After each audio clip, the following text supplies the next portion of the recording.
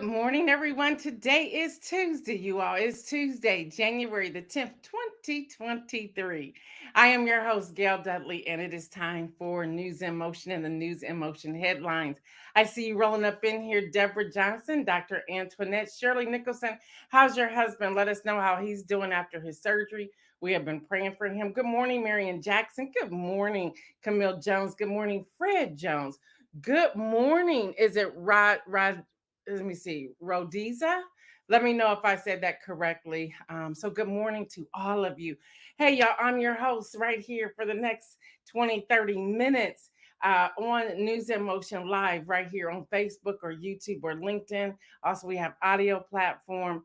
We have the podcast platform. You may be watching us live, listening to us live, or joining in on the replay. I just want to say thank you for allowing me to spend a part of your day with you. I see you, Shardinia, coming up in here as well. Hey, y'all, we got a lot of news, so I don't want to prolong it. I want to jump into it right away. But before we do that, many of you have been asking me, would I ever replay the masterclass we did in 2021?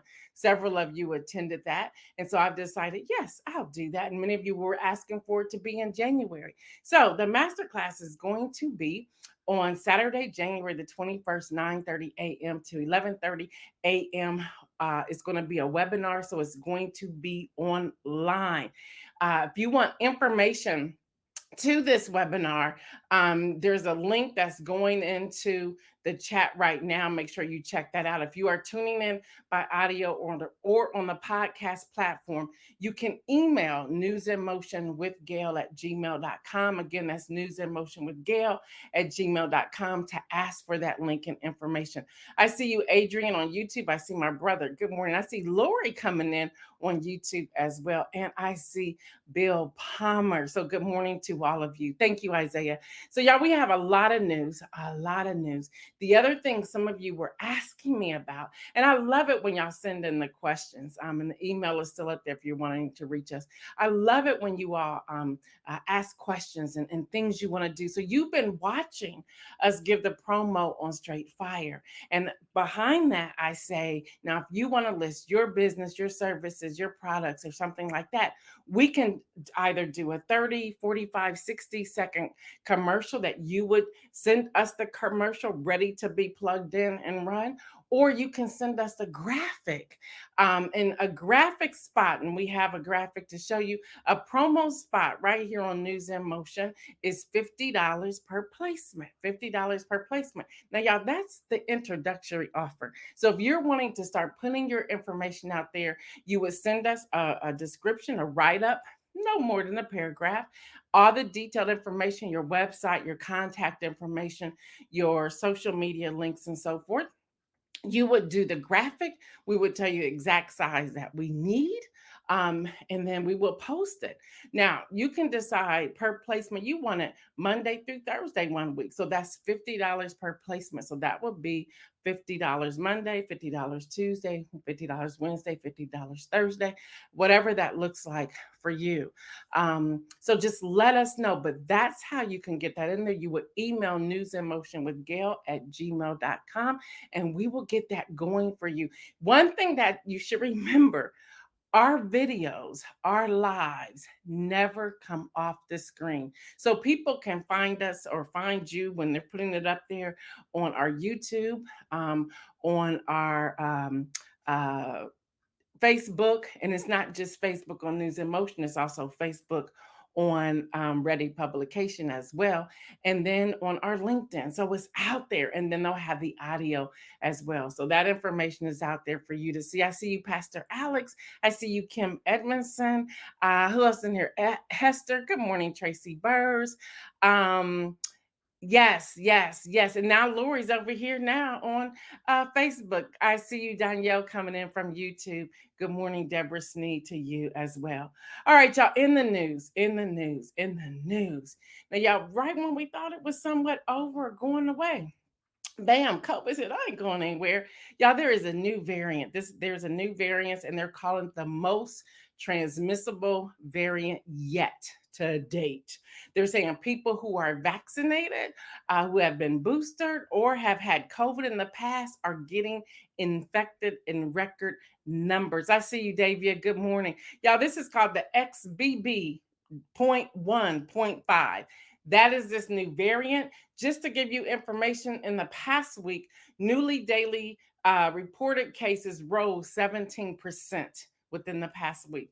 Newly dated reported deaths rose 8%, and COVID related hospitalizations has risen 1%. So I wanted just to get this news out here to you. I still wear a mask. I fill it out where I'm at, and then, I always have a mask on me. I will pull that baby out and put it on. Also on the rise is scarlet fevers. Like, what? What is going on? And they said flu is hitting people left and right. RSV is still out here running rampant. So y'all, and the common cold. So just take care of yourself. Stay well. Do whatever you need to do to stay well. Deborah says, I have had so many friends with COVID this year. It's happening. It is happening. So please take care of yourself. Y'all, in other news, there's heavy rain in California. Continue to pray for them. Georgia, I understood. I did not watch the game. Beat TCU. I believe the score was 65-7. Thank you, Isaiah, for giving me that information. And President Biden's lawyers found classified documents in his old office when he served as vice president. Now, the DOJ is investigating everything. The National Archives have already picked up those files. They didn't even have them marked as missing, but as soon as the attorneys found them, they turned them over. And so we just have to see how all of that folds out as well. Y'all, judge ruled that Trump fraud suit will proceed. The New York Attorney General Letitia James talking about this $250 million lawsuit, allegedly fraudulent business practices by the Trump organization, will proceed, the judge rules. We also have in Atlanta, Georgia, we have the grand jury in Fulton County, Georgia 2020 election interference probe will dissolve after their final filing, says the report. January the 24th, a hearing will be there to decide whether the report will be made public. So all of this is happening. Also, I was going through some of the comments from yesterday. Good morning, Donita. I was going through some of the comments on yesterday, and I believe it was Marion and Dr. Antoinette asked about the deal that Kevin McCarthy made. I went through, started researching some information. Now, this is according to CNN, NPR, and PBS is what I found this information. There are 9 things that he gave up. Any member can call for a motion to vacate the speaker's chair. So he gave that up. Anybody, they can vote him out every day if they wanted to. The vote would have to go to the floor, but they can do that. A McCarthy aligned super PAC, the Congressional Leadership Fund, agreed to not spend an open Republican primary in safe seats, so that's not happening. Efforts to raise the national debt ceiling must be paired with spending cuts, so that's in there. To move 12 appropriation bills individually instead of passing them separate bills to fund government operations. So they're already looking at creating a debt ceiling on government spending. Now this is the one. Now the rest of them are whatever. This is the one that should concern everyone. And I think I talked a little bit about this on yesterday. The Freedom Caucus, that's the 20 who were the holdouts. They want representation on every committee, including the influential House Rules Committee. So let me just talk about that momentarily. There are 9 seats on the House Rules Committee, 9 seats. Now, the majority gets 6, whether it was Democrat or Republican, that's how the rules are written, and the minorities receive 3. So there'll be 3 Democrats on that seat. Well, the Freedom Caucus asked for 4 seats, which means that whatever they put forth, it will be so difficult to block those 4. So that'll be 4 Freedom Caucus, 3 GOP, and then 3 Democrats. Now that's concerning. So I want to go back just for a moment and talk about the importance of voting. I know you all are sick of it. We just came out of it, but I need to connect these dots here for you. We think, okay, the voting season is over, whatever. No, it's not. And I know we all want a breather from that. I know this is not everyone's beat or everyone's passion. I get that. But in times like these, knowing what has happened, that's more that should create let me see, a priority that we make sure key people are voted into into the office. So things like this is a major committee. Things like this won't happen. So you have the Freedom Caucus that's pretty much hijacked, if you will, the House of Representatives, including Kevin McCarthy. They really weakened his power. So that's what's happening. Dr. Antoinette said they will hold the country hostage. And that's really the spin that's out there. And I shouldn't call it a spin. That's the word that's out there. And when you look at it, it's like that's what's about to happen. Now they also want to cap discretionary spending at the fiscal year 2022 levels, meaning that's it, no more. They want only 72 hours to review bills before they come to the floor. Let's talk about that for a moment. Think about it. Many bills are sometimes minimum 600 pages.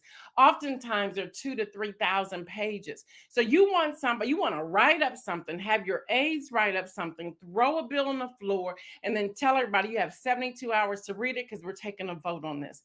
How crazy is that? You need to look for loopholes. You need to look for pork. You need to look for unnecessary spending. You need to look for taxes, tax debts, levels, different levels, economics. You need to look for all these types of things in these bills, and they're only giving them 72 hours. Just want to put that out there. Also, they're only going to give 72 hours for members the ability to offer amendments on the House floor, which means 72 hours is all you have. So you have 72 hours to read it, then you'll get an additional 72 hours. They also want to create an investigative committee to probe the weaponization of the federal government, and then they want to restore the Holman Rule, which can be used to reduce the salary of government officials without taking any votes. So there it is. That's what's in there. That is what's in there. It doesn't look good. Now the rest of them, okay, whatever. But that Freedom Caucus representation on committees, that should be very concerning to all of us. Very concerning. All right, if that's not enough, y'all, George Santos, I remember him, right? He was just sworn in at what 1 a.m. in the morning, Saturday morning. He has now been accused of more lies. It's like, do the lies stop? There's a meme and there was a joke. I don't know if y'all been following him, but there's a meme out there because at one point when they were calling the roll for voting on Friday, they called his name like 3 times and he didn't answer. And you could see the clerk, not the clerk that was running it, but the one who was the transcriber or whatever. Good morning, Virgie. She kind of like stopped and she kind of looked and somebody read her lips and she said, well, is that his name? And I said, wow. So that's out there on the loop. So just look for it. It's just comic, okay? And she was like, well, is that even his name? So y'all, he has been accused of more lies when it comes to campaign finances. So he's under investigation. So he may not be in that seat too long. All right, y'all. New Jersey Democratic Governor Phil Murphy and Ohio Republican Governor DeWine have joined other governors banning TikTok on government-owned and managed devices. Now, y'all, this is a warning for all of us. I'm now on there. Now I'm thinking about coming off. But the press release was like 9 pages. I only grabbed a sentence out of this. But y'all, they're calling data privacy and cybersecurity practices pose national and local security and cybersecurity threats to users of these applications and platforms and devices, storing the application and the platform and all of your information and using it against you, tracking you, all of these things, getting into your device, everything. So y'all be careful out there. Please be careful. Lori Wallace says, oh, she's talking about the flu. Kim Edmondson says, what will happen to his seat if they remove him? If they remove him, let's talk about that. Thank you, Kim Edmondson, for putting that out there. Let's talk about that real quick. If someone stands up on the floor, more than likely it'll be Matt Gaetz, okay, and calls for his removal. They have to take a vote. They have to take a vote. And in that case, the majority will win. Okay. So right now you have 90% of the Republicans who are somewhat backing him. So his votes may not, people standing up voting for his removal may not happen. But they can do it every day if they want to. Now, I believe the Democrats would look, let's say the Republicans were split. They would need the Democrats to either keep him in and put him out. They would look at, well, who would be next?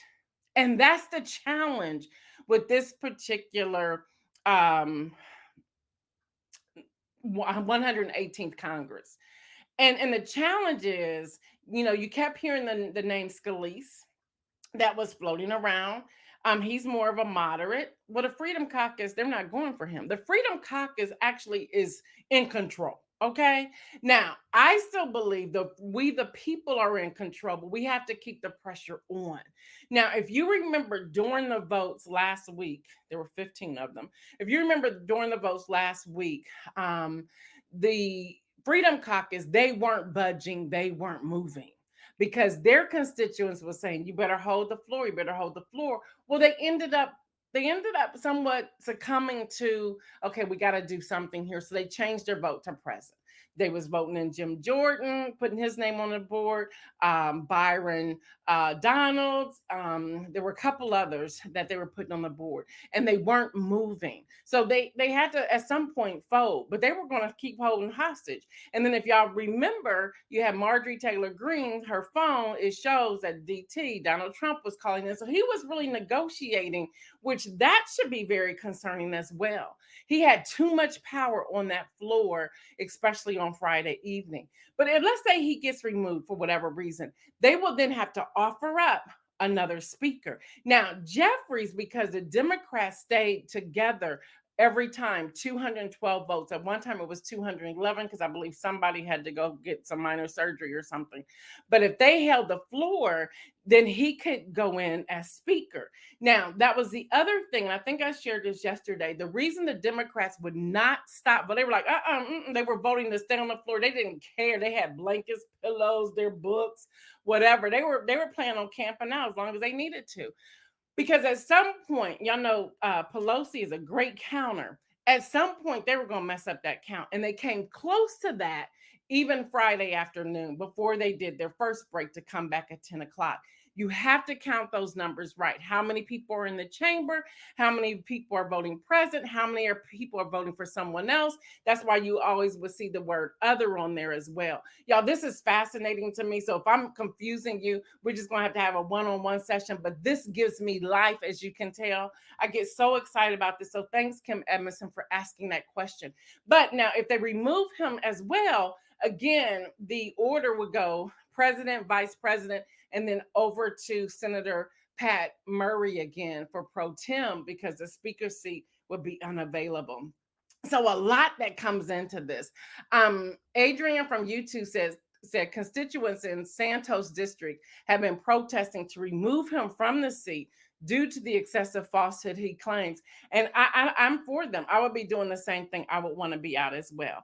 All right, y'all. I said to you yesterday that I was going to go over President Biden's immigration policy, which was released on January the 6th, 2023. Before I do that, I have a press release from the White House today. President Joe Biden to welcome bipartisan mayors, to the White House on Friday, January the 20th. This is huge. This is huge. I've already signed up to be one of the people watching virtually from the news journalist news outlet. They're going to be dealing with the 18-month achievements for the past 18 months, including the American Rescue Plan, the Inflation Reduction Act, the CHIPS and Science Act, the Bipartisan Infrastructure Law, and the Bipartisan Safer Communities Act.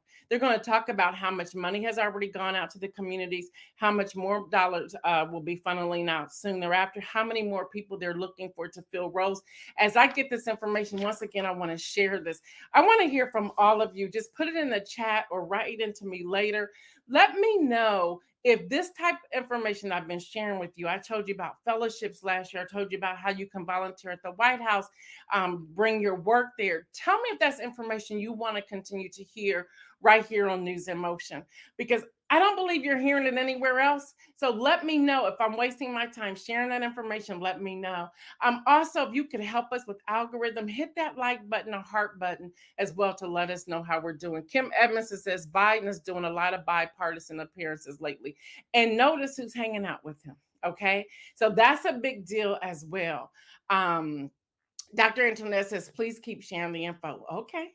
All right. So let us know. Again, send up the algorithm, hit that like, hit the heart, share, do whatever you need to. And it's not to get more people in here. I was listening to a prophet, a pastor yesterday who was doing a live at a church. And someone made a comment like, there's not that many people in there, I can tell, or whatever. I don't know why we get into numbers. I have no idea. It drives me crazy. I understand why we need them when we're trying to be influencers and getting sponsors and things like that. But his response blew my mind. And I had to let him know how much I agreed with him on that.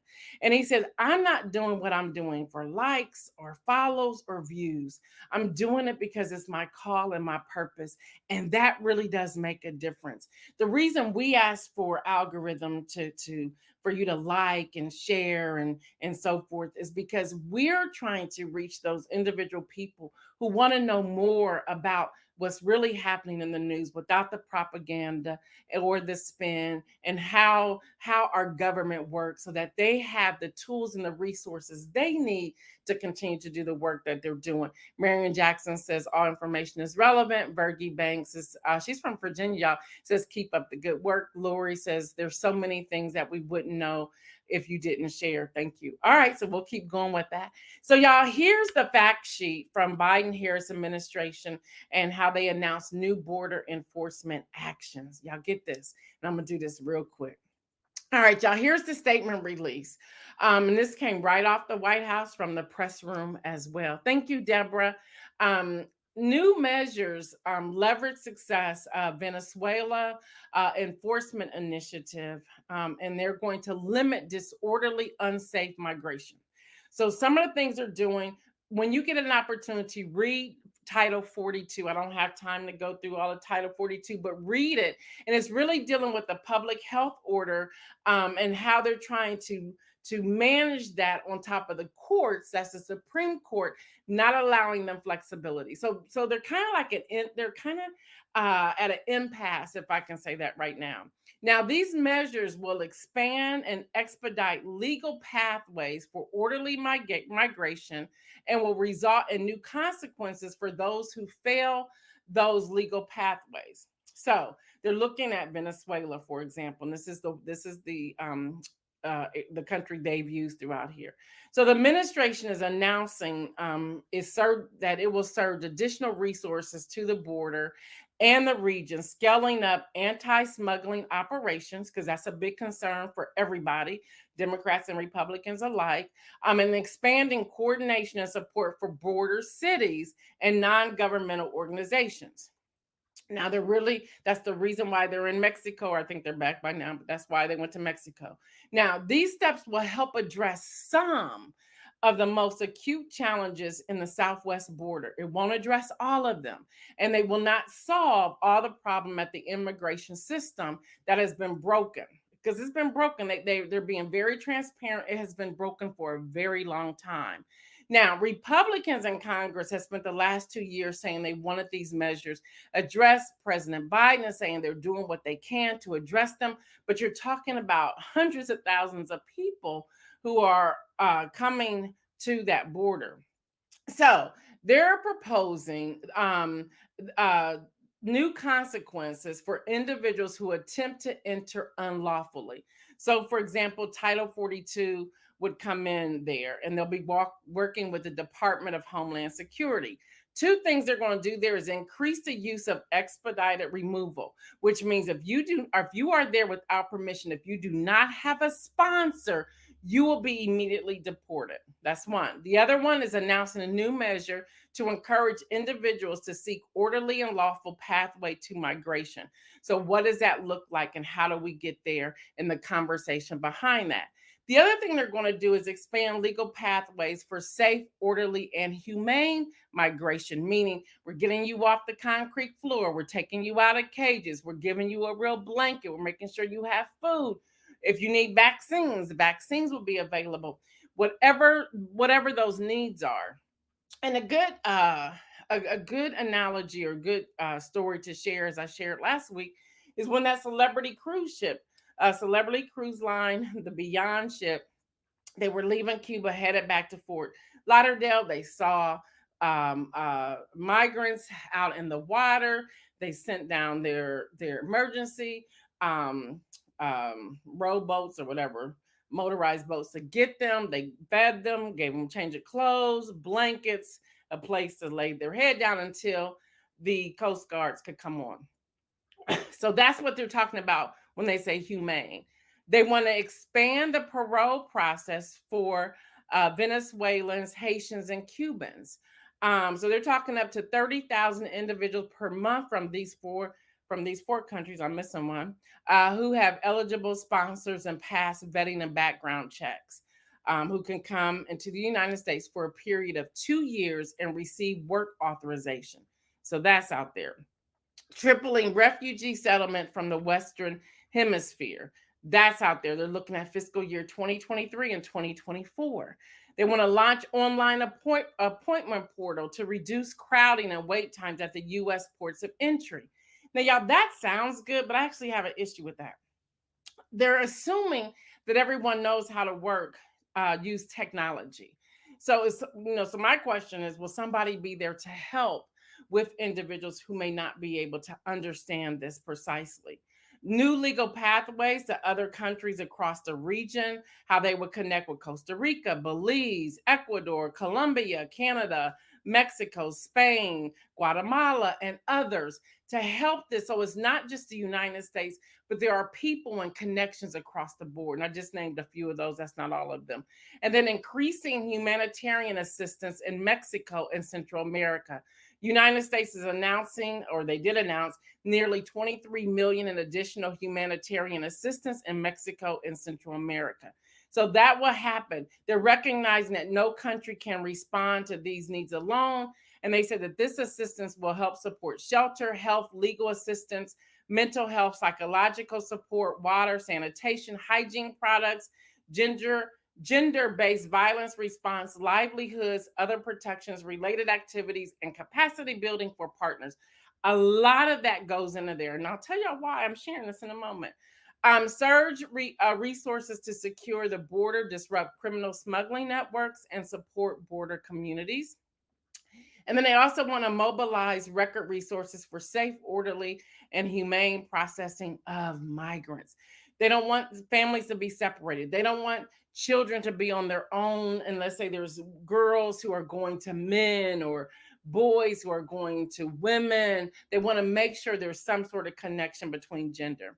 And then tracking thousands of smugglers off the streets and counter smuggling misinformation. A lot of this is coming from Los Angeles, and they're talking about how they're going to deal with that, and then expanding coordination with and support for border cities, receiving communities, and non-governmental organizations. Y'all, that's it in a nutshell. Okay, so why am I sharing this with you all? Well, several things. There are going to be so many opportunities for so many business owners or people who are looking for their purpose or to work within their calling. Y'all, when I share information like this, it's like, okay, so how can you help at the border? Are you in one of these border locations? Do you have legal assistant information you can share? Do you have technology that you can share? Can you help implement some of these computerized systems? Can you help when it comes to supplying some of these needs? Can you do podcasts and so forth to get the information out to your sphere of influence? There's so much that's in here. And I believe, I don't know why I'm getting emotional behind this. I believe that as a community, if we really want to put our hands and feet and really find ourselves into what's going on, we have to be in the know. I think it's so easy for us to turn off the news, and it's so easy for us to just say, that's not my problem. Believe it or not, this is our problem. We're talking 30,000 individuals per month. It's going to become all of our, and I don't want to call it a problem, it's going to become all of our opportunity for ministry one way or another. So why not get in on the front end and say, okay, these are the things that are happening. They're coming from Haiti, they're coming from Cuba, they're coming from Venezuela. And again, I missed one of them. There's supposed to be four.